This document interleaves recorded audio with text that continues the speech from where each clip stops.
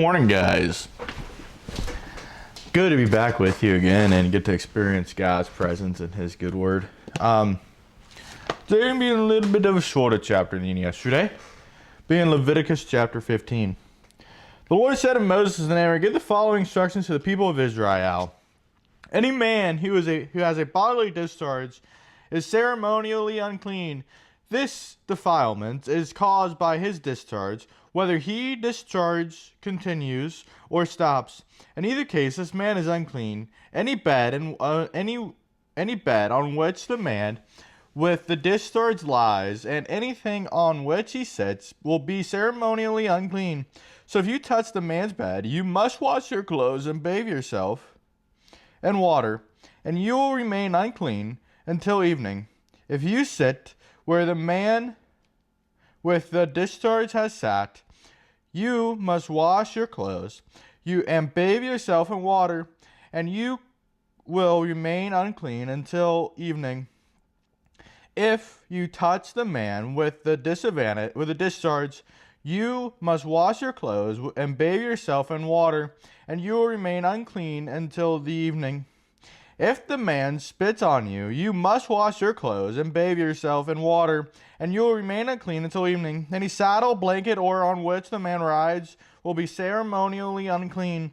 If you touch anything that was under the man, you will be unclean until evening. You must wash your clothes and bathe yourself in water, and you will remain unclean until evening. If the man touches you without first rinsing his hands, you must wash your clothes and bathe yourself in water, and you will remain unclean until evening. Any clay pot the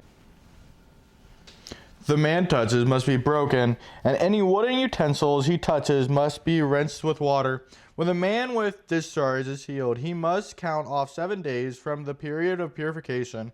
Then he must wash his clothes and bathe himself in fresh water, and he will be ceremonially clean. On the 8th day he must get 2 turtle doves or 2 young pigeons and come before the Lord at the entrance of the tabernacle and give his offering to the priest. The priest will offer 1 bird for a sin offering and the other for a burnt offering. Through this process, the priest will purify the man before the Lord for his discharge. Whenever a man has emission of semen, he must bathe his entire body in water. He will remain ceremonially unclean until the next evening. Any clothing or leather with semen on it must be washed in water, and it will remain unclean until evening. After the man and woman have sexual intercourse, they must each bathe in water, and they will remain unclean until the next evening. Camera's a little funky. Whenever a woman has her menstrual period, she will be ceremonially unclean for 7 days. Anyone who touches her during that time will be unclean until evening. Anything on which the woman lies or sits during the time of her period will be unclean. If any of you touch her bed, you must wash your clothes and bathe yourselves in water, and if you will remain unclean until evening. If you touch any object she has sat on, you must wash your clothes and bathe yourselves in water, and you will remain unclean until evening. This includes her bed or any other object she has sat on. You will be unclean until evening if you touch it. If a man has sexual intercourse with her and her blood touches him, her menstrual impurity will be transmitted to him. He will remain unclean for 7 days, and any bed on which he lies will be unclean.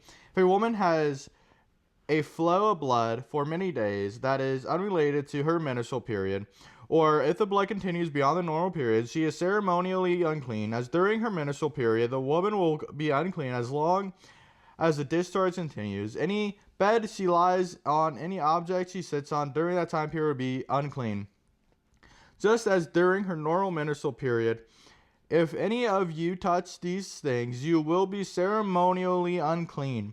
You must wash your clothes and bathe yourself in water, and you will remain unclean until evening. When the woman's bleeding stops, she must count off 7 days. Then she will be ceremonially clean. On the 8th day, she must bring 2 turtle doves or 2 young pigeons and present them to the priest at the entrance of the tabernacle. The priest will offer 1 for a sin offering and the other for a burnt offering. Through his process, the priest will purify her before the Lord for ceremonial impurity caused by her bleeding. This is how you will guard the people of Israel from ceremonial uncleanliness, otherwise they will die. For their impurity would defile my tabernacle that stands among them.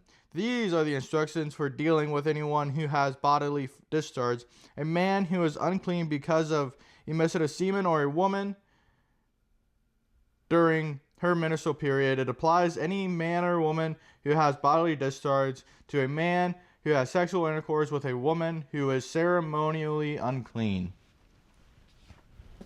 That's pretty crazy. Join me in prayer this lovely morning. Dear God, I just want to come to you and thank you for this amazing day. Dear Lord, I want to pray for each and every person watching this, Lord, and I just want to pray that they have an amazing day as well and can go forth within you. Lord, I want to thank for everyone watching these videos, Lord, that you bless them and keep them safe, Lord, our God. Lord, it's with your name that I pray this prayer. Amen. Guys, have an amazing day. Remember to keep God first and prayer first and not last. Until tomorrow, I'll see ya. Have an amazing day.